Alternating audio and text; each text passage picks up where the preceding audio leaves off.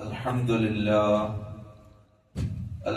لله نحمده ونستعينه ونؤمن به ونتوكل عليه ونعوذ بالله من شرور أنفسنا ومن سيئات أعمالنا من يهده الله فلا مضل له ومن يضلل فلا هادي له وأشهد أن لا إله إلا الله وحده لا شريك له وأشهد أن محمدا عبده ورسوله أرسله بالهدى ودين الحق ليظهره على الدين كله ولو كره المشركون اللهم صل على محمد وعلى آل محمد كما صليت على إبراهيم وعلى آل إبراهيم اللهم بارك على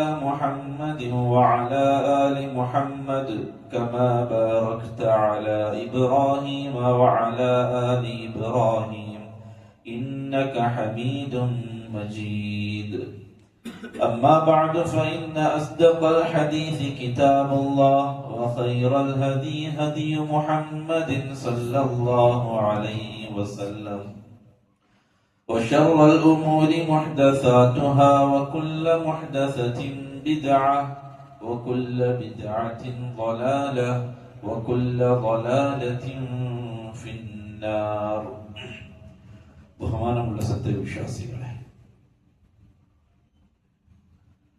അല്ലാഹു സുബ്ഹാനഹു വ തആല മുഅ്മിനീങ്ങളായ അല്ലാഹുവിന്റെ അടിമകളോട് അങ്ങേയറ്റം സ്നേഹമുള്ളവനാണ്. അല്ലാഹു അവന്റെ അടിമകളോട് തന്നെ കരുണയുള്ളവനാണ്. അത് ആരായാലും അല്ലെ, അല്ലാഹു റഹ്മാനാണ്, റഹീമാണ്. ഈ ഭൂമിയിൽ അല്ലാഹു മനുഷ്യനായി സൃഷ്ടിച്ച എല്ലാവരോടും അല്ലാഹുവിന് കരുണയാണ്. അല്ലാഹു പറഞ്ഞത്, ആദമിന്റെ സന്തതികളെ ഞാൻ ബഹുമാനിച്ചിരിക്കുന്നു അടിമ എന്ന രൂപത്തിൽ, മനുഷ്യൻ എന്ന രൂപത്തിൽ, ആദമിന്റെ മക്കൾ. അതുകൊണ്ടാണ് അല്ലാഹു സുബ്ഹാനഹു വ തആല അല്ലാഹുവിനെ നിഷേധിക്കുന്നവർക്കും അല്ലാഹുവിനെ പരിഹസിക്കുന്നവർക്കും അല്ലാഹുവിനെ ധിക്കരിക്കുന്നവർക്കും ഈ ഭൂമിയിൽ അനുഗ്രഹങ്ങൾ നൽകുന്നത്. അല്ലാഹു റഹ്മാനാണ്. അല്ലാഹുവിനെ അനുസരിക്കുന്നവർക്ക് മാത്രം ഈ ഭൂമിയിൽ അല്ലാഹു നൽകുന്ന അനുഗ്രഹങ്ങൾ കൊടുക്കുകയുള്ളൂ എന്ന് തീരുമാനിക്കുകയാണെങ്കിൽ ആർക്കൊക്കെയാ കിട്ടുക? അല്ലെ, കാഫിറുകൾ പോയി, എല്ലാതരം കുഫ്റും ഔട്ടായി. മുസ്ലിമീങ്ങളിൽ തന്നെ എത്ര പേരുടെ വീട്ടിൽ മഴ പെയ്യും? എത്ര പേര് ശ്വസിക്കും ഈ വായു? അപ്പൊ അല്ലാഹു റഹ്മാനാണ്. അല്ലാഹുവിനെ അനുസരിക്കുന്നവർക്കും അല്ലാഹുവിനെ അനുസരിക്കാത്തവർക്കും ഒരുപോലെ ഗുണം ചെയ്യുന്നവൻ, അതാണ് റഹ്മാന്റെ അർത്ഥം. അല്ലാഹുവിനെ അനുസരിക്കുന്നവനും അനുസരിക്കാത്തവനും ഒരുപോലെ ഗുണം ചെയ്യുന്നവൻ റഹ്മാൻ, വിശാലമാണ്. റഹ്മാൻ എന്ന അല്ലാഹുവിന്റെ സിഫത്തിന്റെ അർത്ഥം വിശാലമാണ്. എല്ലാവരിലേക്കും ആ നിഅമത്ത്, ആ അനുഗ്രഹം പോവാണ്. അല്ലാഹുവിനെ ചീത്ത പറഞ്ഞ് പരിഹസിക്കുന്നവനും രാവിലെ 2 കാലിൽ എഴുന്നേറ്റ് നിൽക്കുന്നു, അവനും നല്ല റാഹത്തായിട്ട് ശ്വസിക്കുന്നു, അവന്റെ ജീവിതത്തിൽ ഐശ്വര്യങ്ങൾ ഉണ്ടാകുന്നു, സമൃദ്ധികൾ ഉണ്ടാകുന്നു, അവൻ നല്ല രൂപത്തിൽ ഭക്ഷണം കഴിക്കുന്നു. അള്ളാന്റെ ഭൂമിയും അള്ളാഹുവിന്റെ റഹ്മാൻ എന്ന അള്ളാഹുവിന്റെ സിഫത്തിൽ നിന്നുള്ളതാണ്. എല്ലാവർക്കും ഒരുപോലെ. റഹീം, പരലോകത്ത് അള്ളാഹുവിനെ അനുസരിച്ചവരെ മാത്രം പരിഗണിക്കുന്നവൻ. റഹീം, അത് കുറച്ച് ഹസറായി. നാളെ ഖിയാമത്ത് നാളിൽ അള്ളാഹുവിനെ അനുസരിച്ചവർക്ക് മാത്രം ഗുണം ചെയ്യുന്നവൻ. അപ്പൊ അല്ലാഹു സുബ്ഹാനഹു വ തആല അടിമകളോട് അങ്ങേയറ്റം സ്നേഹമുള്ളവനാണ്, കരുണയുള്ളവനാണ്. എന്നിട്ടും അല്ലാഹു സുബ്ഹാനഹു വ തആല ഈ ഭൂമിയിൽ മനുഷ്യർക്ക് പ്രയാസങ്ങൾ ഉണ്ടാക്കുന്നു, പ്രശ്നങ്ങൾ ഉണ്ടാക്കുന്നു, ദുരന്തങ്ങളും ദുരിതങ്ങളും ഉണ്ടാക്കുന്നു. അല്ലെ, മുഅ്മിനീങ്ങൾക്കിടയിൽ പ്രയാസങ്ങൾ, ദുഃഖങ്ങൾ, സങ്കടങ്ങൾ, പ്രാരാബ്ധങ്ങൾ, ഇടങ്ങേറുകൾ, പലർക്കും പല രൂപത്തിൽ. ഒരാൾക്ക് രോഗം, മറ്റേയാൾക്ക് സാമ്പത്തികമായ സമൃദ്ധിയില്ലായ്മ, മറ്റേയാൾക്ക് ആരെങ്കിലും വേണ്ടപ്പെട്ടവര് മരണപ്പെടുക, നഷ്ടപ്പെടുക, മറ്റു ചിലർക്ക് മറ്റു രൂപത്തിലുള്ള മനക്ലേശങ്ങൾ, കുടുംബത്തിലും നാട്ടിലും ഒരു മനസ്സിന് സ്വസ്ഥതയില്ലാത്ത അവസ്ഥ, പല രൂപത്തിലും പ്രയാസങ്ങൾ വലിഞ്ഞു മുറുക്കപ്പെട്ടവരാണ് പലരും. അള്ളാഹു സ്നേഹിക്കുന്ന അള്ളാഹുവിന്റെ അടിമകൾക്ക് ഇതെന്തിനാ? ചില നിരീശ്വരവാദികളൊക്കെ ചോദിക്കുന്ന ചോദ്യമാണ് അല്ലെ. ചില നിരീശ്വരവാദികൾ ചോദിക്കും, ക്രൂരമായ ചില അവസ്ഥകൾ കണ്ടിട്ട് എന്ത് നിങ്ങളുടെ അള്ളാഹ് ഇത്രയും ക്രൂരമായി പോയോ നിങ്ങളുടെ അള്ളാഹ്? അല്ലെ, ചില ദുരന്തങ്ങൾ, ചില അപകടങ്ങളൊക്കെ ഉണ്ടായി വളരെ ദയനീയമായി ചെറിയ മക്കൾ പോലും മരണപ്പെടുന്ന അവസ്ഥയുണ്ടാകുമ്പോൾ ചില നിരീശ്വരവാദികൾ ചോദിക്കും, എവിടെ പോയി നിങ്ങളുടെ ദൈവം? ഇത്രയും ക്രൂരരാണോ നിങ്ങളുടെ ദൈവം? അല്ലെ, മൊത്തത്തിൽ എല്ലാ ദൈവങ്ങളെയും വിളിച്ചുകൊണ്ട് ചോദിക്കാറ്. പ്രത്യേകിച്ച് മുസ്ലിമീങ്ങളെ കുറിച്ച് പറയും, എവിടെ നിങ്ങളുടെ അള്ളാഹ്? നിങ്ങൾ അള്ളാഹ് മനുഷ്യരോട് സ്നേഹമില്ല, കരുണയില്ല, എന്തിനാണ് ഈ കുരുന്നുകളെ കൊന്നൊടുക്കിയത്? അതേ പ്രിയപ്പെട്ടവരെ, അറിയാത്തവർ, യാഥാർത്ഥ്യം അറിയാത്തവർ, കൺമുന്നിൽ കാണുന്ന അവസ്ഥകൾക്ക് പിറകിലുള്ള സത്യത്തെ അറിയാത്തവർ, വസ്തുതകളെ മനസ്സിലാക്കാത്തവർ, ജീവിതം ഇതല്ല എന്ന് ബോധ്യപ്പെടാത്തവർ, മനുഷ്യന്റെ ജീവിതം ഇതോടുകൂടി അവസാനിക്കുന്നില്ല എന്ന് ബോധ്യപ്പെടാത്തവർ. അതുകൊണ്ടാണ് ആഖിറത്തിന്റെ പ്രസക്തി എവിടെയാണ്? പരലോക ജീവിതത്തിന്റെ പ്രസക്തി എവിടെയാണ്? ഇവിടെ ദുരന്തങ്ങളും പടങ്ങേറുകളും പ്രയാസങ്ങളും ദാരിദ്ര്യവും വലിഞ്ഞു മുറുക്കുന്ന ഒരു മനുഷ്യൻ ഇവിടെ ജീവിക്കുന്ന നമ്മൾ കാണാണ്, കണ്ണുകൊണ്ട് കാണാൻ. ഒന്നിനും കഴിയാത്തൊരു സാധുവിനെ മറ്റൊരുത്തൻ കുത്തി കൊലപ്പെടുത്തണം. ശാരീരിക ശക്തിയില്ലാത്ത ഒരുത്തനെ ശക്തിയുള്ള ഒരുത്തൻ ഇല്ലാതാക്കണം. ഒരു തെറ്റും ചെയ്യാത്ത പാവം കുരുന്നുകളെ ഒരു കൂട്ടം അക്രമികൾ നിഷ്ഠൂരം കൊലപ്പെടുത്തണം, അവരെ പീഡിപ്പിക്കണം. എന്നിട്ടും ഒരു കൂട്ടം ആളുകൾ പറയുന്നു, ഈ ലോകം തീരലോടുകൂടി എല്ലാം അവസാനിച്ചു, ഇനി ഒരു ലോകമില്ല. അവരോട് നമ്മൾ ചോദിക്കുന്നു, അപ്പൊ ഈ കുഞ്ഞുങ്ങൾ, അവർക്ക് ജീവിതമില്ലേ? ഈ ഭൂമിയിൽ അവർക്ക് ഹനിക്കപ്പെട്ടു പോയ അവരുടെ അവകാശങ്ങൾ എവിടെ? അവര് പറയണം, നിങ്ങൾ പറ. ഒരാൾ ഒരുത്തനെ കൊല്ലുന്നു, ആ കൊല്ലപ്പെട്ടവന് ജീവിക്കാനുള്ള അവകാശം ഈ കൊല്ലുന്നവന്റെ കയ്യിലാണോ? തീർന്നു. മറുപടിയില്ല. നിരീശ്വരവാദികൾക്ക് മറുപടിയില്ല. അതെ, അവിടെയാണ് അല്ലാഹു സുബ്ഹാനഹു വ തആല നീതിയുള്ള ഒരു ലോകത്തെ പഠിച്ചത്. നഷ്ടപ്പെട്ടവന് തിരിച്ചു നൽകപ്പെടുന്ന ലോകം, ഇല്ലാത്തവന് ഉണ്ടാക്കുന്ന ഒരു ലോകം, പ്രയാസപ്പെട്ടവൻ സന്തോഷിക്കുന്ന ഒരു ലോകം, ദുഃഖിച്ചവൻ ചിരിക്കുന്ന ഒരു ലോകം, ക്രൂരമായി പീഡിപ്പിക്കപ്പെട്ട മക്കൾ സന്തോഷത്തോടുകൂടി മരണമില്ലാത്ത ലോകത്ത് ജീവിക്കുന്ന ഒരു ലോകം. അതുകൊണ്ടാണ് ഫലസ്തീനിലെ പിഞ്ചോമനകൾ പിടഞ്ഞു മരിക്കുമ്പോഴും ഒരു മുഅ്മിനിന്റെ മനസ്സ് ആശ്വാസത്തിലാണ്. ഈ നശിച്ചു പോകുന്ന ഈ ഫിത്നയുടെ ലോകത്ത് നിന്ന് എത്രയും പെട്ടെന്ന് അല്ലാഹുവിലേക്ക് മടങ്ങാൻ ആ കുരുന്നുകൾക്ക് സാധിച്ചത് അനുഗ്രഹമാണ്. ഒരുപക്ഷെ അവർ 19 വയസ്സ് വരെ ജീവിച്ചിരുന്നെങ്കിൽ, 20 വയസ്സ് വരെ ജീവിച്ചിരുന്നെങ്കിൽ, 30 വരെ ജീവിച്ചിരുന്നെങ്കിൽ ഒരുപാട് തിന്മകളിലൂടെ കടന്നു പോകുമായിരുന്നു. പക്ഷെ അള്ളാഹു അനുഗ്രഹിച്ചു ആ മക്കളെ. ഈ ഫിത്നയുടെ ലോകത്ത്, ഈ തിന്മയുടെ ലോകത്ത് ജീവിക്കാതെ സ്വർഗത്തിന്റെ ആനന്ദത്തിൽ അവർ ഉല്ലസിക്കും. റസൂലുള്ളാഹി സ്വല്ലല്ലാഹു അലൈഹി വസല്ലമ തങ്ങൾ പറഞ്ഞു, ഞാൻ മിഅ്റാജിന്റെ യാത്രയിൽ ഇബ്രാഹിം നബിയുടെ കൂടെ ഒരുപാട് കുരുന്നുകളെ കണ്ടു. ഒരുപാട് കുരുന്നുകളോടൊപ്പം ഒരു വ്യക്തിയെ കണ്ടു. ജിബ്രീലിനോട് ചോദിച്ചു, ജിബ്രീൽ അതാരാണ്? അപ്പൊ പറഞ്ഞു, അത് ഇബ്രാഹിം അലൈഹിസ്സലാത്തു വസ്സലാമാണ്.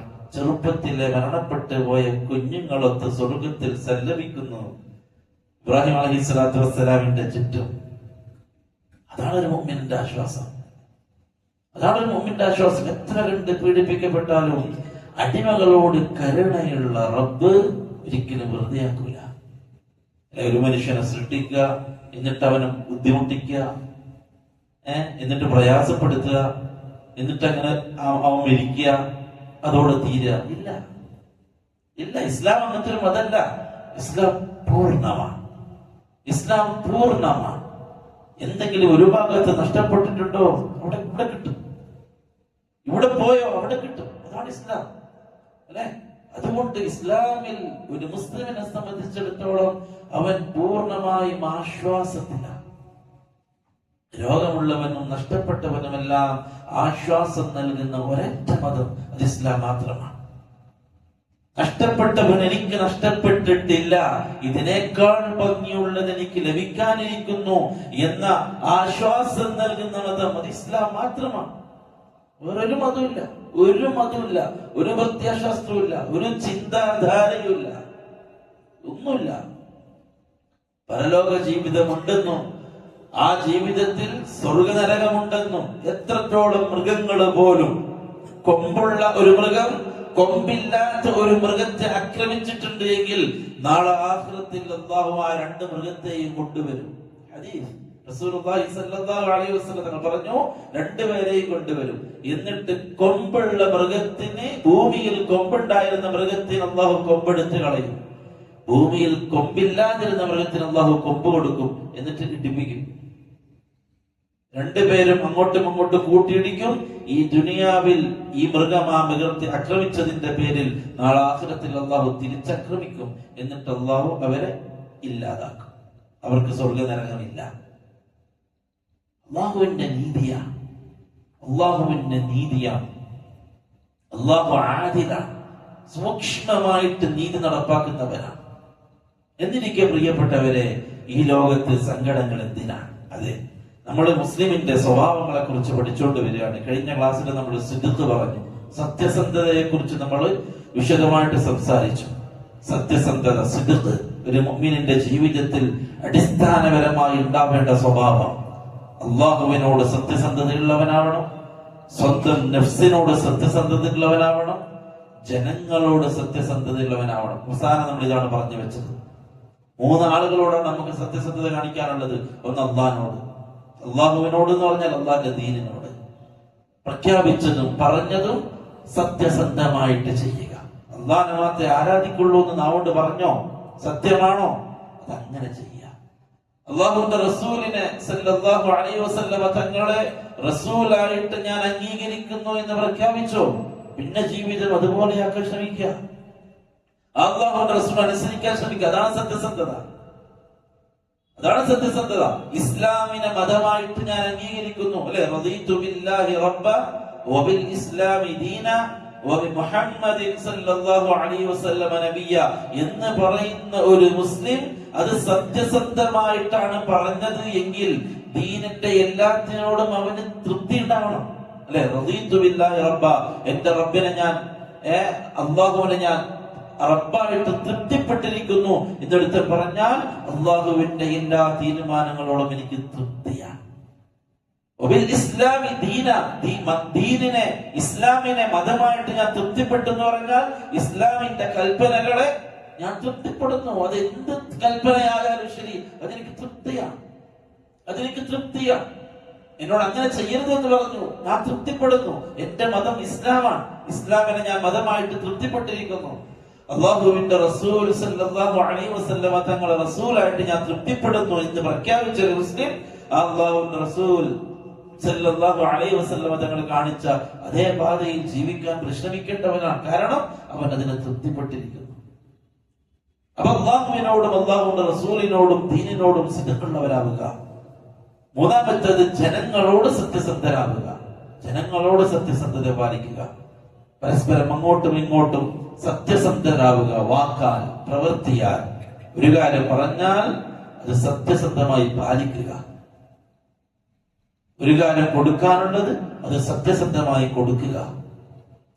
ഒരു കാര്യം അമാനത്തായി ഏൽപ്പിച്ചാൽ അത് സത്യസന്ധമായി വീട്ടുക. ജനങ്ങളോടുള്ള സത്യസന്ധത. അവിടെ നമ്മൾ ശ്രദ്ധിക്കേണ്ട മറ്റൊരു വിഷയം, അള്ളാഹുമായിട്ടുള്ള ഇടപാടിനേക്കാൾ ജനങ്ങളുമായിട്ടുള്ള ഇടപാടിൽ നമ്മൾ സൂക്ഷിക്കണമെന്ന് പറഞ്ഞു. കാരണം അള്ളാഹു ഒരുപക്ഷെ അവനുമായിട്ടുള്ള ഇടപാടുകൾ നമുക്ക് അവന്റെ വിശാലമായ ഔദാര്യം കൊണ്ട് മാപ്പ് തന്നേക്കാം. എന്നാൽ ജനങ്ങൾ അവരുമായുള്ള ഇടപാടുകൾ അവര് വിട്ടുവീഴ്ച ചെയ്യാത്തെടുത്തോളം കാലം അള്ളാഹു അതിൽ വിധിക്കൽ തീർപ്പാക്കൂല. നാളെ ആഖിറത്തിൽ അവർ അതുമായിട്ട് വരും, ആ ഇടപാടുമായിട്ടായിരിക്കും അള്ളാഹിന്റെ അടുത്തേക്ക് വരിക. എന്നിട്ട് അള്ളാഹിനോട് പറയുമേ അള്ളാഹ്, ഇവൻ എനിക്ക് തരാനുണ്ട് ഇത്ര പൈസ, ഇവൻ എനിക്ക് ഇത്ര പൈസ തരാനുണ്ട്. ന്യായം അള്ളാഹ്ക്കറിയാം. നമ്മൾ നാവ് കൊണ്ട് കസർത്ത് കാണിച്ച്, നമ്മൾ കുസൃതി കാണിച്ച്, ഉടായ്പ് കാണിച്ച്, അതും ഇത് പറഞ്ഞ് ഒപ്പിച്ചെടുത്ത നമ്മുടെ വകുപ്പിലേക്ക് നമ്മൾ ചേർത്ത പൈസ ഇല്ല. രേഖയാണ്, ക്ലിയർ രേഖയാണ്. നമ്മുടെ കമ്പ്യൂട്ടറോ അല്ലെങ്കിൽ നമ്മുടെ സിസ്റ്റം ഒന്നല്ല, അതിനേക്കാൾ വലിയ സിസ്റ്റത്തിൽ അത് ക്ലിയർ ആയിട്ട് കിടക്കുന്നുണ്ട്. അള്ളാന്റെ മുമ്പിൽ അത് വരും, നമ്മളെ കൺമുന്നിൽ അത് കാണിക്കും. ഇത്ര പൈസ നിങ്ങൾ തരില്ല, ഇത്ര ഇന്നാളതാണ്, ഇന്നാളുടെ ഹക്കാണ്. ഒരു രൂപയെങ്കിൽ ഒരു രൂപ, ഒരു രൂപയെങ്കിൽ അര രൂപയെങ്കിൽ അര രൂപ നാളെ അല്ലാഹു പിടിക്കും. ഒരു സംശയം വേണ്ട പ്രിയപ്പെട്ടവരെ. സന്തോഷത്തോടുകൂടി മരിക്കാൻ ആഗ്രഹിക്കുന്നവർ ആ കാര്യം വളരെ ശ്രദ്ധിക്കണം. കാരണം ആഖിറത്തിൽ അത് തിരിച്ചു കൊടുക്കാതെ സ്വർഗത്തിലേക്കില്ല. റസൂലുള്ളാഹി സ്വല്ലല്ലാഹു അലൈഹി വസല്ലം തങ്ങൾ പറഞ്ഞു, ഒരു മനുഷ്യൻ ഉഹുദ് മലയോളം നന്മയുമായിട്ട് നാളെ ആഖിറത്തിൽ വരും. ഉഹുദ് മലയോളം നന്മ. സഹാബാക്കളോട് ഉഹുദ് മലയോളം നന്മ എന്ന് പറഞ്ഞാൽ അവർക്ക് ചിന്തിക്കാമെന്നേ ഉള്ളൂ. ഉഹുദ് മല അവർ കണ്ടുകൊണ്ടിരിക്കാം. എന്നിട്ട് അല്ലാഹു റസൂൽ പറഞ്ഞു, അയാൾ സ്വർഗത്തിലേക്ക് കിടക്കാൻ അടുത്തെത്തും. ആ സമയത്ത് പരാതിക്കാരൻ വരും. പരാതിക്കാരൻ വന്നിട്ട് പറയും, അല്ലാഹുവേ, ഇവൻ എനിക്ക് ഇന്ന് തരാനുണ്ട്, ഇവൻ എന്നെ ഉപദ്രവിച്ചിട്ടുണ്ട്, ഇവൻ എന്നെ പരിഹസിച്ചിട്ടുണ്ട്, എന്റെ സമ്പത്ത് അപഹരിച്ചിട്ടുണ്ട്. അല്ലാഹു റസൂൽ പറയാണ്, ഏറ്റവും വലിയ പാപ്പര് ഇവനാണ്. അല്ലാഹു പറയും, ഈ പരാതിക്കാരന്റെ പരാതിയുടെ തോതനുസരിച്ച് ഇവന്റെ കയ്യിലുള്ള നന്മകൾ കൊടുക്കാൻ പറയും. രാത്രികളിൽ ഓതിയ ഖുർആനോത്തുകൾ കൊടുക്കപ്പെടും. കാലുകടഞ്ഞ് നിസ്കരിച്ച നിസ്കാരങ്ങൾ കൊടുക്കപ്പെടും. ഒരുപാട് സമയമെടുത്ത് നമ്മൾ ചെയ്തു തീർത്ത ഇബാദത്തുകൾ കൊടുക്കപ്പെടും. നാം കൊടുത്ത സദഖകൾ കൊടുക്കപ്പെടും. നാം ചെയ്ത നന്മകൾ കൊടുക്കപ്പെടും. അങ്ങനെ കൊടുത്ത് പരാതിക്കാരൻ ഇങ്ങനെ ബാക്കിയാണ്. ഞാൻ അതാ പറഞ്ഞത്, നീതിയുടെ ലോകമാണത്. ആരും ഒഴിവാവില്ല. അവസാനം നന്മകൾ തീർന്ന് തിന്മകൾ മാത്രം ബാക്കിയായി ആ മനുഷ്യനോട് നിൽക്കും സ്വർഗത്തിന്റെ മുന്നിൽ. സ്വർഗത്തിലേക്ക് കടക്കാൻ നന്മയുമായി വന്ന ആ മനുഷ്യൻ നന്മകളൊക്കെ തീർന്ന് വെറും തിന്മകൾ മാത്രമായിട്ട് അവിടെ നിൽക്കും. പക്ഷെ പരാതിക്കാര് ബാക്കിയാണ്, സുമാറഞ്ഞ് ജീവിച്ച ഭൂമിയിൽ. അവിടുന്ന് വെട്ടിപ്പിടിച്ചു പലരും അർഹതയില്ലാത്തത്. തോന്നിയതുപോലെ ജനങ്ങളോട് ഇടപെട്ടു, തണ്ട് കാണിച്ചു, ചീത്ത വിളിച്ചു, പരിഹസിച്ചു, ഉപദ്രവിച്ചു, അടിച്ചു, പലതും ചെയ്തങ്ങ് ജീവിച്ചു, മരിച്ചു. എന്നിട്ട് മനുഷ്യൻ അള്ളാഹിന്റെ മുമ്പിൽ വരും. എന്നിട്ട് പരാതിക്കാര് ബാക്കിയായിരിക്കെ നന്മയൊക്കെ തീരും. അള്ളാഹു പറയും, ഇനിയുള്ള പരാതിക്കാരന്റെ പരാതിയുടെ തോതനുസരിച്ച് അവരുടെ തിന്മകൾ ഇവന്റെ മേൽ വെച്ച് കെട്ടാൻ പറയും. അവർ ചെയ്ത തിന്മകൾ അവരുടെ പരാതിയുടെ അളവനുസരിച്ച് ഇവന്റെ മേൽ വെച്ച് കെട്ടാൻ തുടങ്ങും. റസൂലുള്ളാഹി സ്വല്ലല്ലാഹു അലൈഹി വസല്ലം തങ്ങൾ പറഞ്ഞു, അവസാനം സ്വർഗത്തിലേക്ക് ഉഹുദ് മലയോളം നന്മയുമായിട്ട് വന്ന മനുഷ്യൻ ഉഹുദ് മലയോളം തിന്മയുടെ ഭാണ്ഡം ചുമന്ന് നരകത്തിലേക്ക് വലിച്ചെറിയപ്പെടും. അടക്കം പോകുന്ന കാര്യമാണ്. അല്ലാഹു നമ്മളെ കാക്കട്ടെ. ജനങ്ങളുമായിട്ടുള്ള ഇടപാട് ക്ലിയറാവുക, സത്യസന്ധമാവുക. ഉറുപ്പ്യ കൊടുക്കാണ്ടോ? ഉറുപ്പ്യ കൊടുക്കുക. ഒരു രൂപ പോലും അന്യന്റേത് നമ്മുടെ അക്കൗണ്ടിലില്ല. ഉറപ്പ് വരുത്താൻ പറയപ്പെട്ടല്ലേ. സംശയമുണ്ടോ? കൊടുത്തു കളയുക, അല്ലെങ്കിൽ പോയി സംസാരിക്കുക. എനിക്കൊരു സംശയമുണ്ട്, നിങ്ങൾക്ക് ഇത്ര തരാനുണ്ടോ? ആളുണ്ട് എന്ന് പറഞ്ഞാൽ കൊടുത്തേക്കുക. ആ രൂപത്തിൽ സംശുദ്ധമാവുക മരിക്കുന്നതിന് മുമ്പ് നമുക്ക് ആഗ്രഹമുള്ളതാണ്. ഈ രൂപത്തിൽ സത്യസന്ധരാവുക. നമ്മളത് പറഞ്ഞു കഴിഞ്ഞ ക്ലാസ്സിൽ. അടുത്ത മനുഷ്യൻ മുഅ്മിൻ അവന്റെ ജീവിതത്തിൽ ഉണ്ടാക്കിയെടുക്കേണ്ട ഏറ്റവും മനോഹരമായ ഒരു സ്വഭാവ ഗുണം, അതാണ് നമ്മൾ തുടക്കത്തിൽ പറഞ്ഞു വെച്ചത്. അള്ളാഹു മനുഷ്യരിൽ പ്രയാസങ്ങൾ ഉണ്ടാക്കുന്നു. എന്തിന്? അവനിൽ നിന്നും ഈ ഗുണം അള്ളാഹു പ്രതീക്ഷിക്കുന്നു. അസ്സബ്ർ, ക്ഷമ. വളരെ മനോഹരമായ ഒരു ഗുണം. അതിന്റെ നേട്ടങ്ങൾ ദുനിയാവിലും ആഖിറത്തിലും റസൂലുള്ളാഹി സ്വല്ലല്ലാഹു അലൈഹി വസല്ലം തങ്ങൾ വളരെ വ്യത്യസ്തമായ അലങ്കാര രൂപത്തിൽ വർണ്ണിച്ചു അതിന്റെ നേട്ടങ്ങൾ. പണ്ഡിതന്മാര് പറഞ്ഞു, ക്ഷമ എന്ന് പറഞ്ഞാൽ, സ്വബർ എന്ന് പറഞ്ഞാൽ അതിന്റെ ഭാഷാർത്ഥം അൽ ഹബ്സ്, പിടിച്ചു വെക്കുക. സ്വബർ എന്ന് പറഞ്ഞാൽ പിടിച്ചു വെക്കുക. വത്തഹമ്മുൽ, വഹിക്കുക, ചുമക്കുക എന്നൊക്കെയാണ് സ്വബർ എന്നതിന്റെ വാക്കർത്ഥം. നമ്മുടെ മേൽ ചുമക്കുക. തഹമ്മുൽ എന്ന് പറഞ്ഞാൽ സഹിക്കുക എന്നൊക്കെ അർത്ഥം വരും. സഹിക്കുക, ഏറ്റെടുക്കുക. ഹബ്സ് എന്ന് പറഞ്ഞാൽ പിടിച്ചു വെക്കുക എന്നൊക്കെയാണ് എന്റെ ഭാഷാർത്ഥം. ഇസ്തിലാഹൻ, സാങ്കേതിക അർത്ഥം ഹബ്സുൻ നഫ്സി അനി തസഖുത്. ഹബ്സുൻ നഫ്സി അനി തസഖുത്, നഫ്സിന്റെ വെപ്രാളങ്ങളെ, എടുത്തുചാട്ടങ്ങളെ, അല്ലെങ്കിൽ നഫ്സിന്റെ വിളറി പിടിക്കുന്നതിനെ പിടിച്ചു വെക്കുക. നഫ്സ് പലതും കാണിക്കും, അതിനെ പിടിച്ചു വെക്കുക. ഹബ്സുൻ നഫ്സി അനി തസഖുത്, ഈ അവസ്ഥകളിലൊക്കെ നഫ്സിനെ പിടിച്ചു വെക്കുക. അതാണ് ക്ഷമ. പലതും ചെയ്യാൻ പ്രകോപനപരമായ പല അവസ്ഥകളും മനുഷ്യന്റെ ജീവിതത്തിൽ ഉണ്ടാകും. അല്ലെങ്കിൽ വല്ലാതെ സങ്കടം കൊണ്ട് ദുഃഖം കൊണ്ട് പലതും ചെയ്യുന്ന അവസ്ഥയുണ്ടാകും. ദേഷ്യം കൊണ്ട് പലതും ചെയ്യുന്ന അവസ്ഥ ഉണ്ടാകും. ഈ രൂപത്തിൽ നഫ്സ് കാണിക്കുന്ന പ്രകോപനപരമായ അവസ്ഥകളിൽ ആ നഫ്സിനെ പിടിച്ചു വെക്കുക. വഹബ്സുൽ ലിസാനി അനിശ്ശക്വ, പരാതി പറയുന്നതിൽ നിന്നും നാവിനെ പിടിച്ചു വെക്കുക. പരാതി പറഞ്ഞുകൊണ്ടിരിക്കുക, ദുഃഖങ്ങൾ പറഞ്ഞുകൊണ്ടിരിക്കുക, സങ്കടങ്ങൾ പറഞ്ഞുകൊണ്ടിരിക്കുക, ജനങ്ങളുടെ നിന്ന് പലതും ആവശ്യപ്പെട്ടുകൊണ്ടിരിക്കുക, പലതും ചോദിച്ചുകൊണ്ടിരിക്കുക. ഈ രൂപത്തിൽ ശക്വകളിൽ നിന്നും നാവിനെ പിടിച്ചു വെക്കുക. പറയാൻ തോന്നുന്നതൊക്കെ പറയാതിരിക്കുക. അടുത്തത് വഹബ്സുൽ ജവാരിഹി അനിൽ മഅസിയ, തിന്മകളിൽ നിന്നും അവയവങ്ങളെ പിടിച്ചു വെക്കുക. ഇതൊക്കെയാണ് പിടിച്ചു വെക്കൽ. ഹബ്സ് എന്ന് പറഞ്ഞാൽ ഇതൊക്കെയാണ്. നഫ്സിനെ പിടിച്ചു വെക്കുക ഈ രൂപത്തിലുള്ള അവസ്ഥകളിൽ നിന്ന്, നാവിനെ പിടിച്ചു വെക്കുക ശക്വകളിൽ നിന്ന്, പരാതി പറയുന്നതിൽ നിന്ന്, അവയവങ്ങളെ തിന്മകളിൽ നിന്നും പിടിച്ചു വെക്കുക. തിന്മകൾ ചെയ്യുന്നതിൽ നിന്ന് കൈകാലുകൾ, കണ്ണുകൾ, ചെവി, നാവ്, എല്ലാ അവയവങ്ങളും തിന്മയിൽ നിന്നും ഇവകളെ പിടിച്ചു വെക്കുക. ഇതാണ് ക്ഷമ.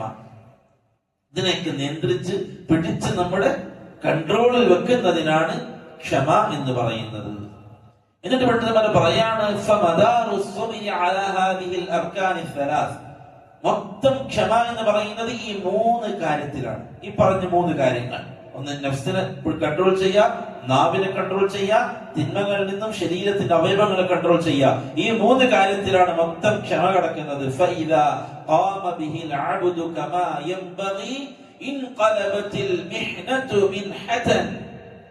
ഈ പറഞ്ഞ കാര്യങ്ങൾ ഒരു അടിമ വളരെ കൃത്യമായി ശ്രദ്ധിച്ച് കൺട്രോൾ ചെയ്ത് അവൻ ജീവിക്കുകയാണെങ്കിൽ അവന്റെ പരീക്ഷണങ്ങൾ മാറി മറിയും, മിൻഹതൻ, സമ്മാനങ്ങളായിട്ട് മറിയും.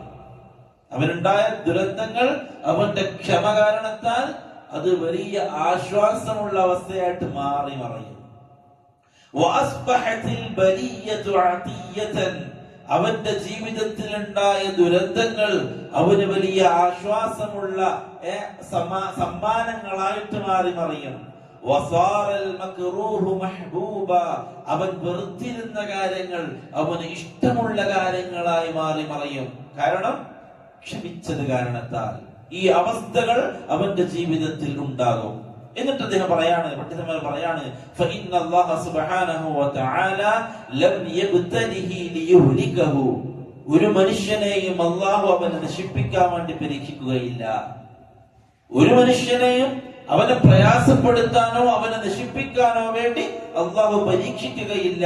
വഇന്നമാ ഇബ്തലാഹു ലിയംതഹിന സബ്റഹു വഉബൂദിയതഹു, 2 കാര്യത്തിന് വേണ്ടിയാണ് അല്ലാഹു ഒരു അടിമയെ പരീക്ഷിക്കുക. ഒന്ന്, അവന്റെ ക്ഷമയെ പരിശോധിക്കാൻ, എത്ര ക്ഷമിക്കുന്നു എന്ന് പരിശോധിക്കാൻ. രണ്ടാമത്തേത് വഉബൂദിയതഹു, അവന്റെ അടിമത്വം എത്രത്തോളം ഉണ്ടെന്ന് പരിശോധിക്കാൻ.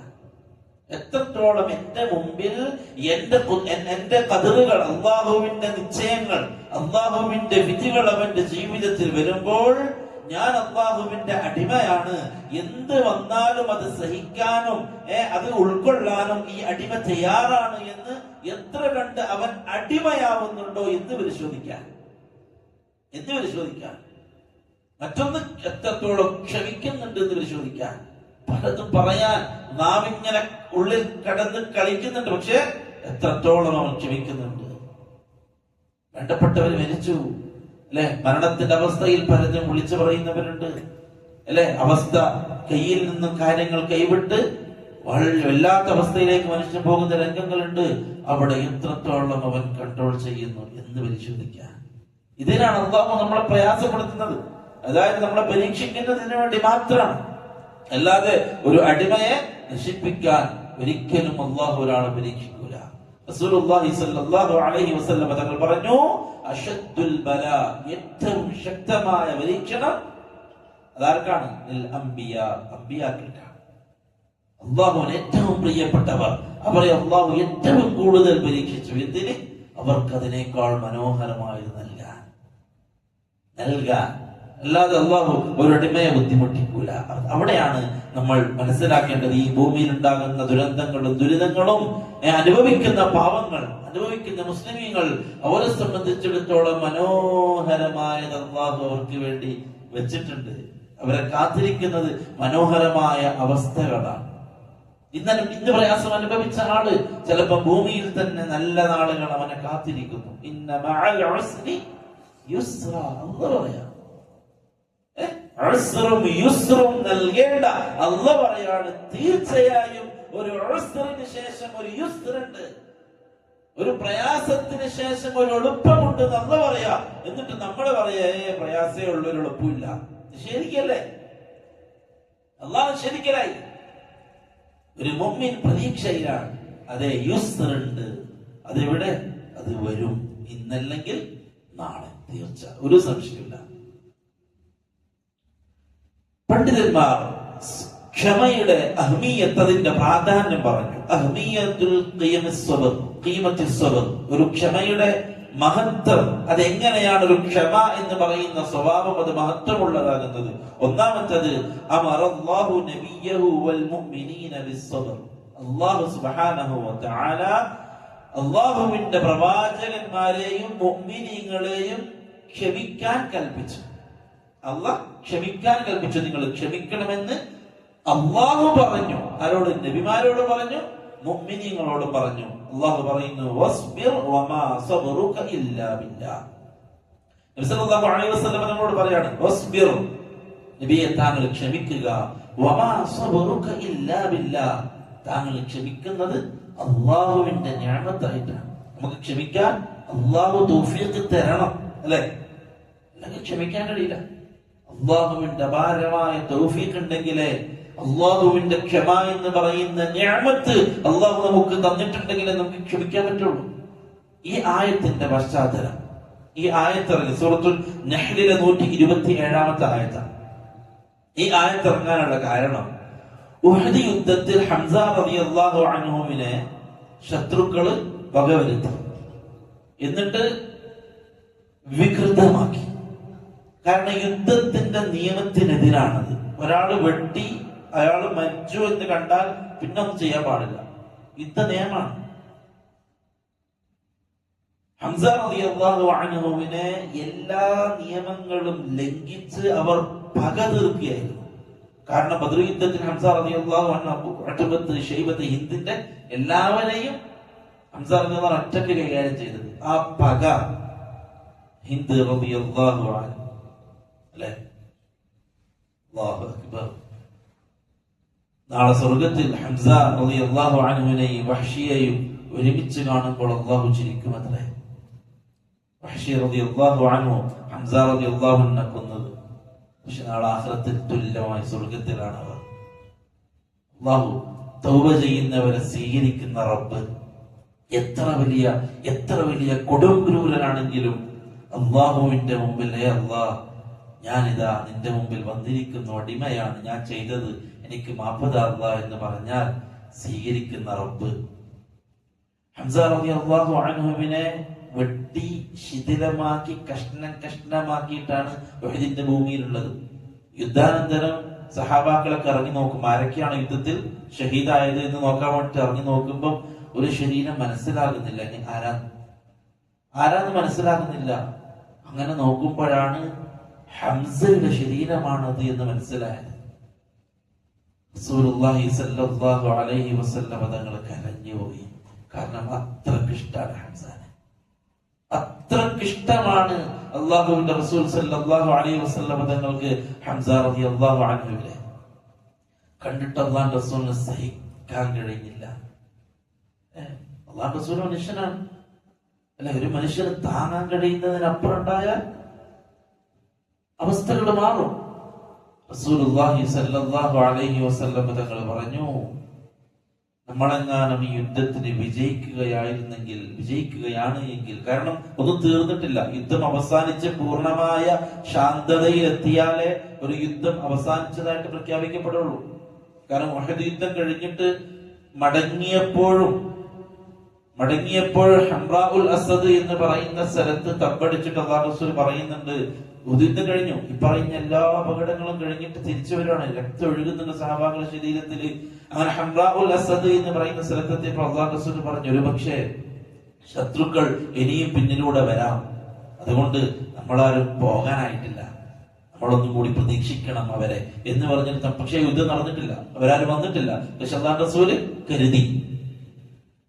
അല്ലാഹു റസൂൽ സ്വല്ലല്ലാഹു അലൈഹി വസല്ലം തങ്ങൾ ഹംസ റളിയല്ലാഹു അൻഹുവിന്റെ അവസ്ഥ കണ്ടിട്ട് പറഞ്ഞു, ഞങ്ങളെങ്ങാനും ഈ യുദ്ധത്തിൽ വിജയിക്കുകയാണെങ്കിൽ ശത്രുക്കളിൽ നിന്നും 30 പേരെ തുല്യമായിട്ട് നമ്മൾ ചെയ്യുമെന്ന് പറഞ്ഞു അല്ലാഹു റസൂൽ. ഇതുപോലെ വികൃതമാക്കും. ഇത് കേട്ടപ്പോ സഹാബാക്കൾ എല്ലാവരും ഒരുപോലെ പറഞ്ഞു, അതെ, നമുക്കെങ്ങാനും ഇതിന് പകരം വീട്ടാൻ അവസരമുണ്ടായാൽ ഹംസ റളിയല്ലാഹു അൻഹുവിനെ ചെയ്തതുപോലെ കഷ്ണമായി വികൃതമാക്കുന്നങ്ങൾ എന്ന് അവരെല്ലാവരും പറഞ്ഞു. നമ്മൾ മനസ്സിലാക്കണം, അല്ലാഹു സുബ്ഹാനഹു വ തആല അല്ലാഹുവിന്റെ റസൂലിനെ ക്ഷമിക്കാൻ പഠിപ്പിക്കുക. ഖുർആനിൽ ആയത്തിറങ്ങി, വസ്ബിർ, നബിയെ ക്ഷമിക്ക്, ഒന്നും ചെയ്യണ്ട.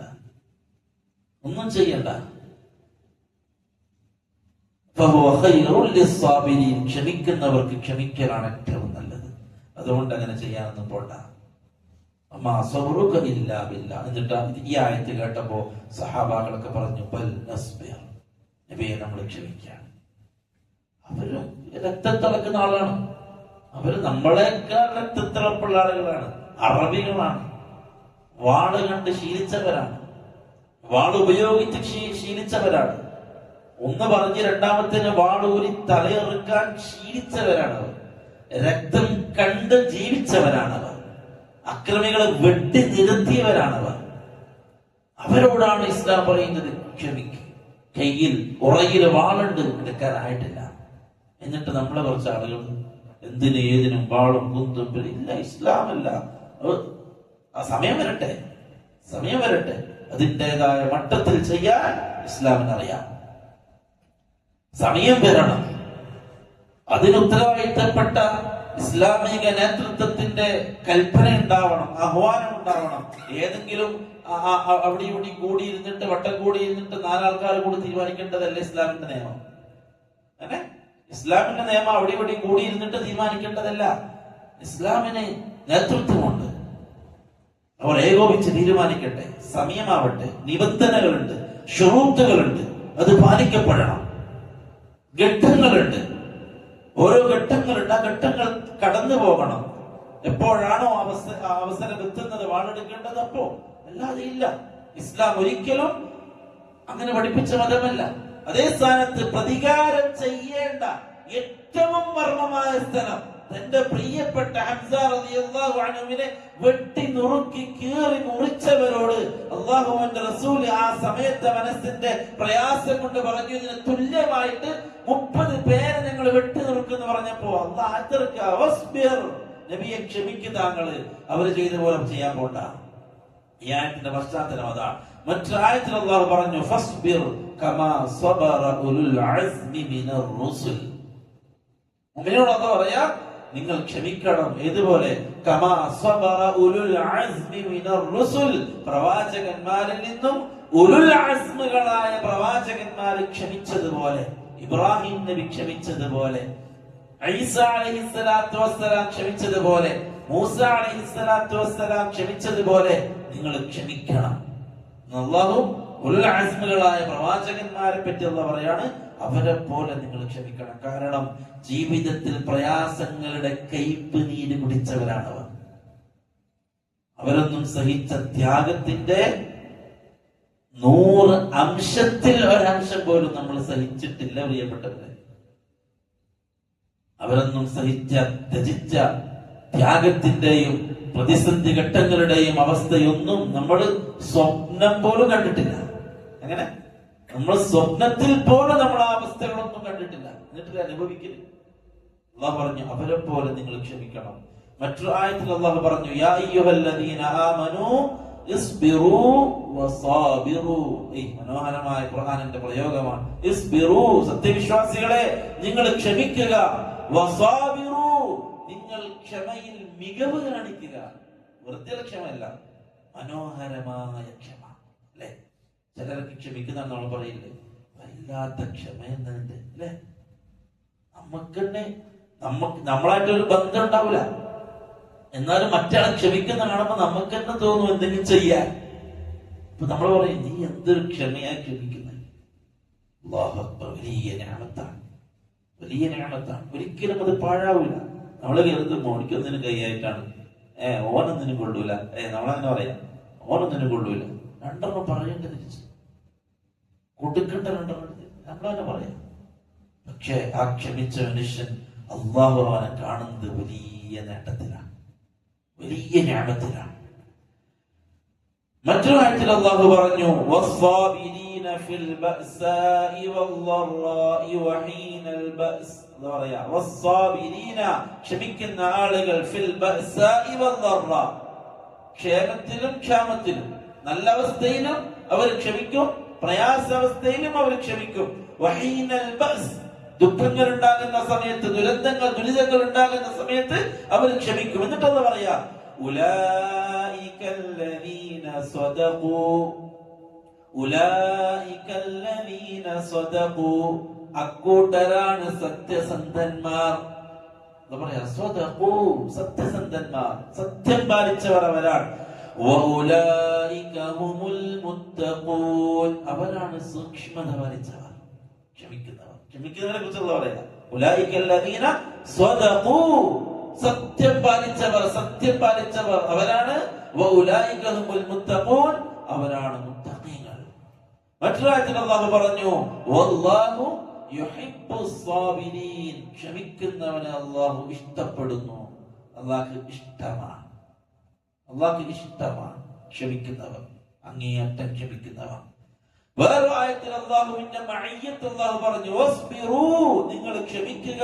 ഇന്നല്ലാഹ മഅസ് സാബിരീൻ, തീർച്ചയായിട്ടും ക്ഷമിക്കുന്നവരുടെ കൂടെ അല്ലാഹുണ്ട്. ഇതൊക്കെ വെറും വാക്കുകളാണോ? ക്ഷമിക്കുന്നവരുടെ കൂടെ അല്ലാഹുണ്ട്. ഇന്ന് ക്ഷമിച്ച് കടിച്ച് പിടിച്ച് ക്ഷമിച്ചെങ്കിൽ അല്ലാഹുവിന്റെ കൂടെ ഒരു ബേജാറ് വേണ്ട, അല്ലാഹു പകരം തന്നിരിക്കും, ഒരു സംശയമില്ല. മറ്റൊരു ആയത്തിൽ അല്ലാഹു പറഞ്ഞു, വലഇൻ സ്വബർതും, നിങ്ങൾ ക്ഷമിക്കുകയാണെങ്കിൽ ലഹുവ ഖൈറുൻ, അതാണ് ഏറ്റവും ഖൈർ ലിസ്സാബിരീൻ, ക്ഷമിക്കുന്നവർക്ക്.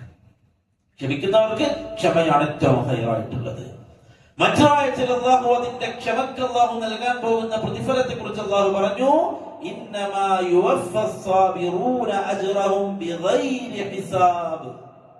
മറ്റെല്ലാത്തിനും അല്ലാഹു അളവ് പറഞ്ഞെങ്കിൽ ക്ഷമക്ക് അല്ലാഹു അളവ് പറഞ്ഞിട്ടില്ല. അല്ലാഹു പറഞ്ഞു, ഇന്നമാ യുവഫ്ഫസ് സാബിറൂൻ, ക്ഷമിക്കുന്നവർക്ക് അല്ലാഹു പൂർത്തിയാക്കി കൊടുക്കും, അജ്റഹും, അവരുടെ പ്രതിഫലം, ബിഗൈരി ഹിസാബ്, ഒരു കണക്കില്ലാതെ, കണക്കില്ലാതെ കോരി വാരി അല്ലാഹു കൊടുക്കുന്ന ആളുകൾ ക്ഷമിക്കുന്നവരാണ്.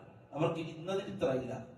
ക്ഷമിക്കുന്നവരാണോ ജീവിതത്തിലെ ദുരന്തങ്ങൾ, ദുരിതങ്ങൾ, പ്രയാസങ്ങൾ, ഇതൊക്കെ ക്ഷമിച്ച് മനസ്സിന്റെ ഇച്ഛകൾ ഒരു ഭാഗത്ത്, രസങ്ങൾ ഒരു ഭാഗത്ത്, ആനന്ദങ്ങൾ ഒരു ഭാഗത്ത്, അവിടെയൊക്കെ പോകണമെന്ന് ആഗ്രഹമുണ്ട്, അതൊക്കെ രുചിക്കണമെന്ന് ആഗ്രഹമുണ്ട്, അവിടെ പോയിട്ട് ആർമാദിക്കണമെന്ന് ആഗ്രഹമുണ്ട്. പക്ഷെ പാടില്ലാത്തതായി പോയി, ചെയ്യരുത് എന്ന് അള്ളാഹു പറഞ്ഞതായി പോയി, പോകരുത് എന്ന് അള്ളാഹുവിന്റെ റസൂല് പഠിപ്പിച്ചതായി പോയി, നോക്കരുത് എന്ന് അള്ളാഹു പഠിപ്പിച്ചതായി പോയി.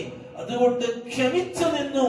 അള്ളാഹ് പറയാണ്, അവർക്ക് അള്ളാഹു പ്രതിഫലം കൊടുക്കും ബിഗൈരി ഹിസാബ്, കണക്കില്ലാതെ.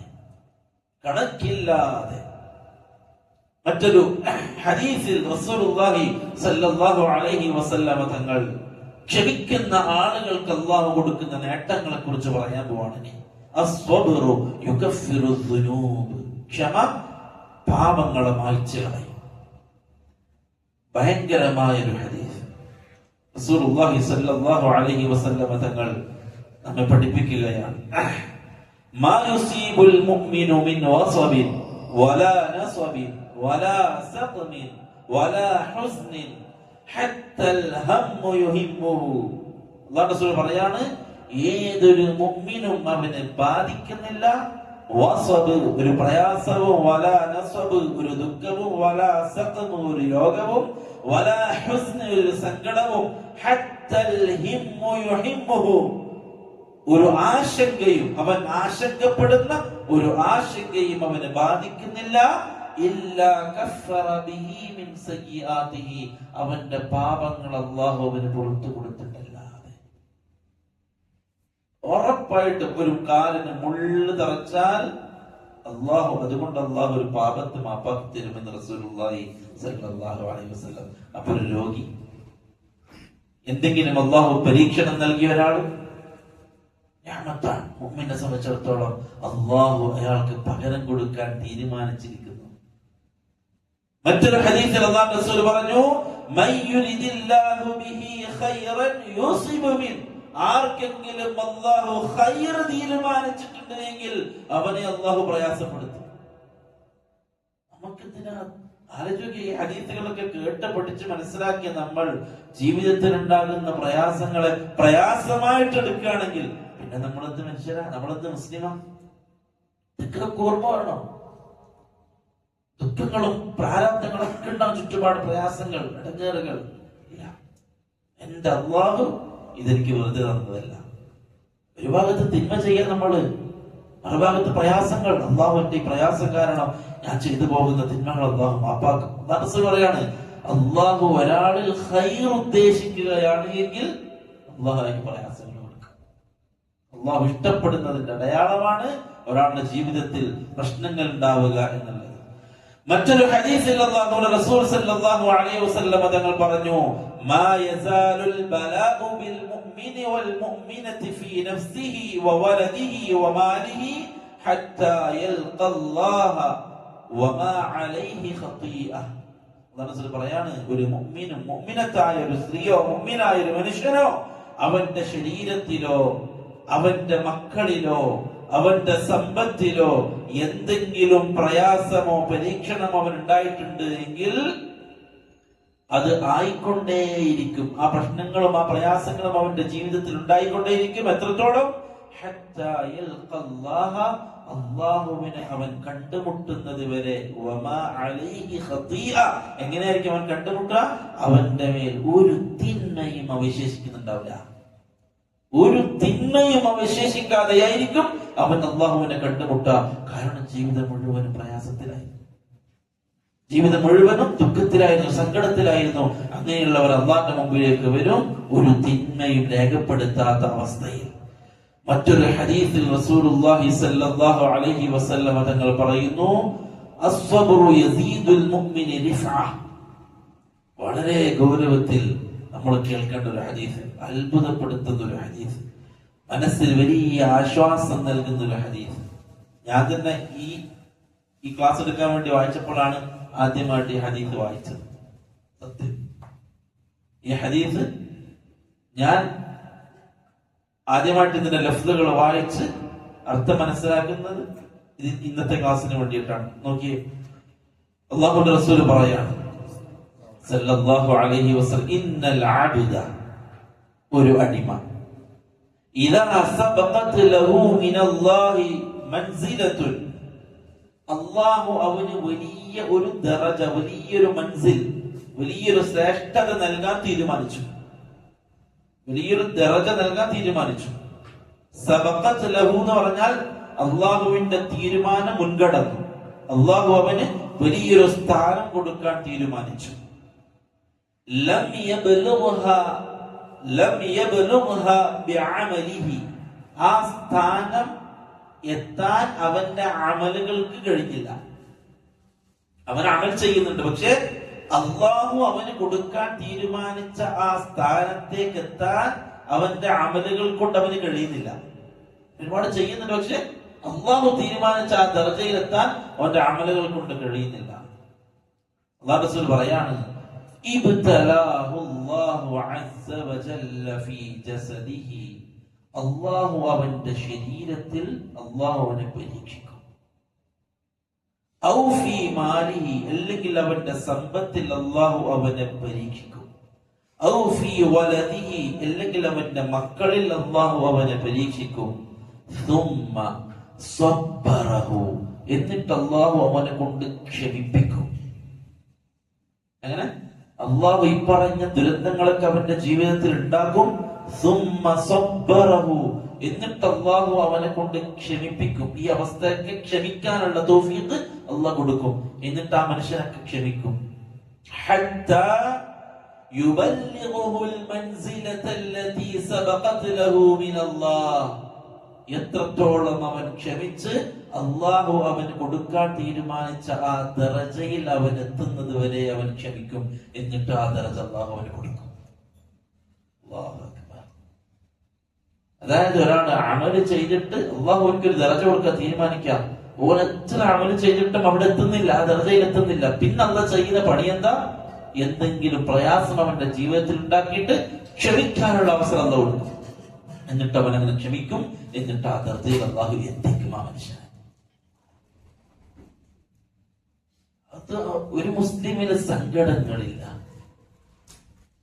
ഒരു മുസ്ലിമിന് മനസ്സിൽ ദുഃഖങ്ങളില്ല.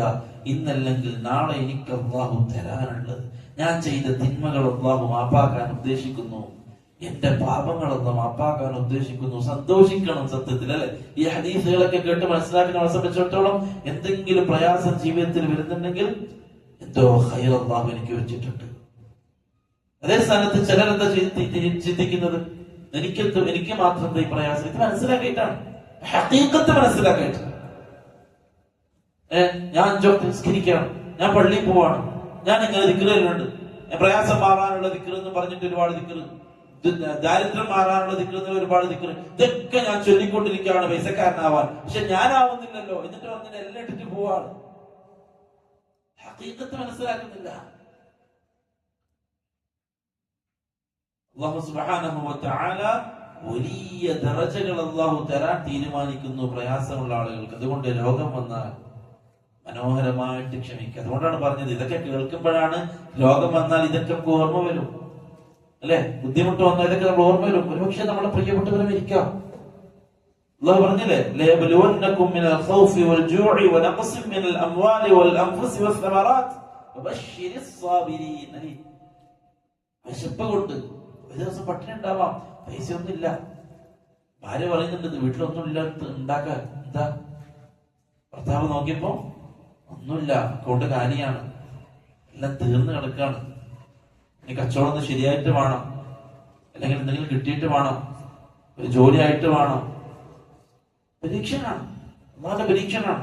അള്ളാഹ് നോക്കും ആ ഭാര്യ എന്താ ചെയ്യുന്നത്, നോക്കും ആ ഭാര്യ എന്ത് സംസാരിക്കുന്നു വീട്ടിനുള്ളിൽ. ആ ഭാര്യ അള്ളാഹിനോട് പറയുന്നുണ്ട്, അള്ളാഹുവേ അവൾക്ക് ജോലിയൊന്നും ഇല്ല, നല്ലൊരു ജോലി കൊടുക്കല്ല, അള്ളാഹുവേ ആരോഗ്യം കൊടുക്കല്ല. എന്ത് ദുആ ചെയ്യുന്ന പെണ്ണാണോ വീട്ടില്? അതല്ല, ഇയാളെ കിട്ടുകൊണ്ട് ഞാൻ കുടിക്കും, അല്ലെ? അള്ളാഹു നമ്മളുടെ സ്ത്രീകളെയൊക്കെ അള്ളാഹു അനുഗ്രഹിക്കട്ടെ, അല്ലെ? ചിലർ എന്താ പറയാ, വേറെ ആരെങ്കിലും കിട്ടിയാൽ മതി, വേറെ പൈസ ഉള്ള ആരെങ്കിലും കിട്ടിയിരുന്നെങ്കിൽ അടിപൊളിയായി ജീവിച്ചാൽ. ഇതിപ്പം അല്ലാഹു അക്ബർ അങ്ങനെ പറയുന്നവരുണ്ട്. ഹഖീഖത്ത് അറിയാത്ത അള്ളാഹു നോക്കുക, അല്ലെ? നബി സല്ലല്ലാഹു അലൈഹി വസല്ലം തങ്ങൾ പറഞ്ഞു, ചെറിയ കുഞ്ഞിനെ വീട്ടിൽ നിന്നും മലക്കുൽ മൗത്ത് വന്നിട്ട് റൂഹ് പിടിക്കും. വീട്ടിലെ ചെറിയ മോൻ, എല്ലാവരെയും രസിപ്പിച്ച് കളിപ്പിച്ചു കൊണ്ടിരിക്കുന്ന പൊന്നുമോൻ, എല്ലാവരെയും കണ്ണിലെ കൃഷ്ണമണി, കണ്ണിലുണ്ണി, താലോലിച്ചു കൊണ്ടു നടക്കുന്ന മോൻ. അള്ളാഹു മലക്കിനെ ഏർപ്പെടുത്തു, നദി റൂഹിനെ പിടിക്കും. മലക്കുൽ മൗത്ത് റൂഹിനെ പിടിച്ചുകൊണ്ട് പോകും. പ്രിയപ്പെട്ടവരെ, ദീനാണ്. നോക്കിയേ, മലക്കുൽ മൗത്ത് റൂഹിനെ കൊണ്ടുപോയിട്ട് അള്ളാഹു മലക്കുൽ മൗത്തിനോട് ചോദിക്കുകയാണ്, മലക്കേ, നീ ആ വീട്ടിന്റെ ഉള്ളിൽ നിന്നും ആ ഉപ്പാന്റെയും ഉമ്പാന്റെയും കരളിന്റെ കഷ്ണത്തെ നീ പിഴുതെറിഞ്ഞപ്പോൾ എന്ത് അവര് പറഞ്ഞു? അവരെന്താ പറഞ്ഞത്? അപ്പൊ പറയും, അള്ളാഹു അൽഹംദുലില്ലാ എന്നാ പറഞ്ഞത്. അള്ളാഹു പറയും, അവർക്ക് വേണ്ടി സ്വർഗത്തിൽ ഒരു വീടുണ്ടാക്കുന്നു.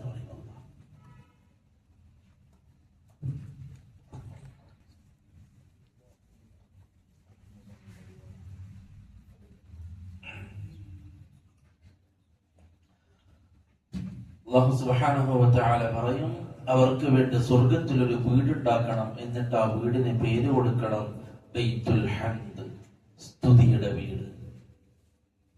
അപ്പൊ അള്ളാഹു ആ മരണപ്പെട്ടു പോയ കുഞ്ഞിന്റെ വീട്ടുകാരെ അള്ളാഹു ശ്രദ്ധിക്കുകയാണ്. അവരെന്താ നാവ് കൊണ്ട് പറയുന്നത് നോക്കാം. അത്രമേൽ വലിയ ദുരന്തമാണ് അവരുടെ ജീവിതത്തിൽ ഉണ്ടായത് എന്ന് അള്ളാഹുവിനറിയാം.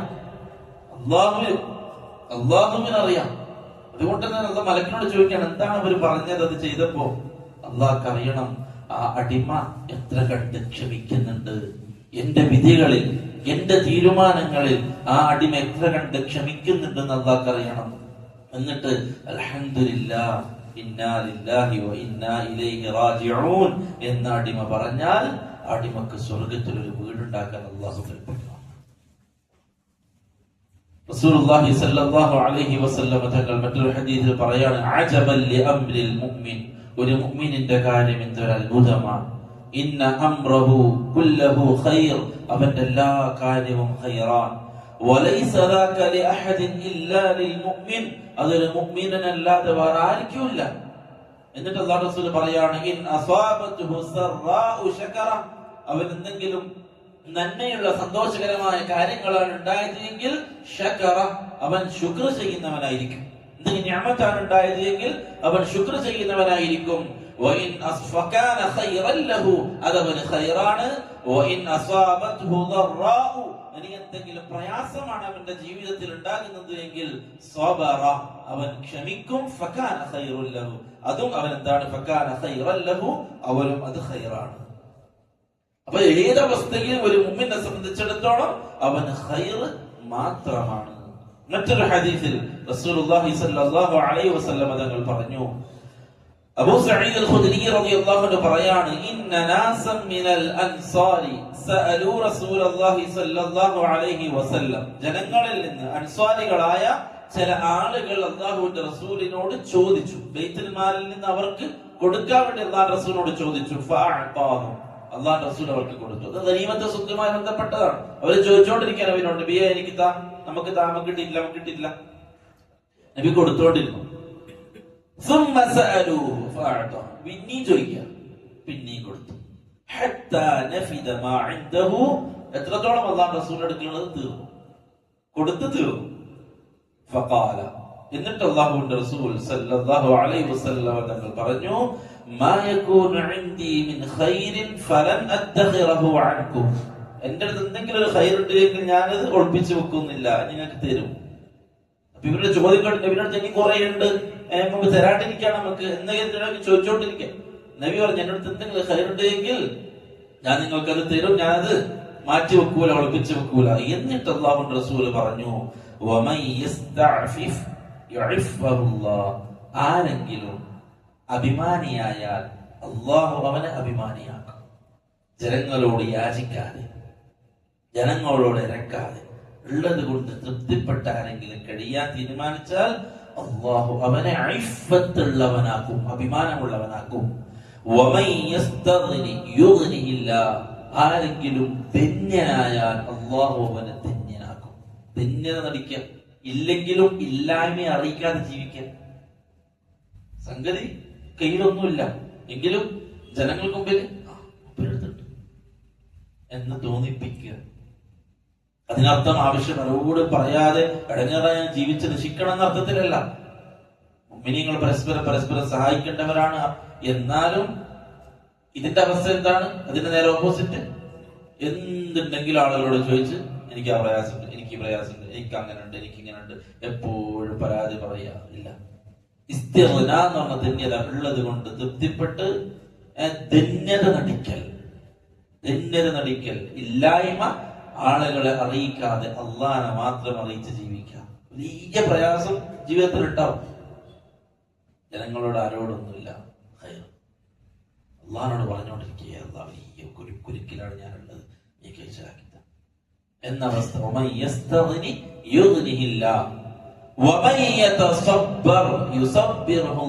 ആരെങ്കിലും ക്ഷമിക്കാൻ തീരുമാനിക്കുകയാണെങ്കിൽ അള്ളാഹു അവനെ ക്ഷമിപ്പിക്കും. അള്ളാഹു അവന് ക്ഷമിക്കാനുള്ള തൗഫീഖ് അല്ലാഹു കൊടുക്കും. ക്ഷമിക്കാൻ ആരെങ്കിലും തീരുമാനിച്ചാൽ. എന്നിട്ട് അല്ലാഹു റസൂൽ പറയാണ്,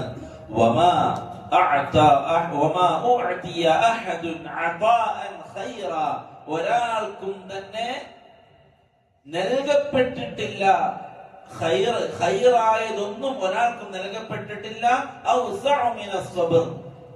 ക്ഷമയേക്കാൾ വലിയ ഖൈർ ആർക്കും ഇതുവരെ നൽകപ്പെട്ടിട്ടില്ല. ഏറ്റവും അല്ലാഹു നൽകിയതിൽ വെച്ച് ഏറ്റവും ഖൈറായത് ക്ഷമയാണ്. ക്ഷമിക്കാനുള്ള മനക്കരുത്ത്, ക്ഷമിക്കാനുള്ള സ്വഭാവം, അതിനുള്ള തൗഫീഖാണ് ജനങ്ങൾക്ക് അല്ലാഹു നൽകിയതിൽ വെച്ച് ഏറ്റവും ഖൈറായ നൽകൽ.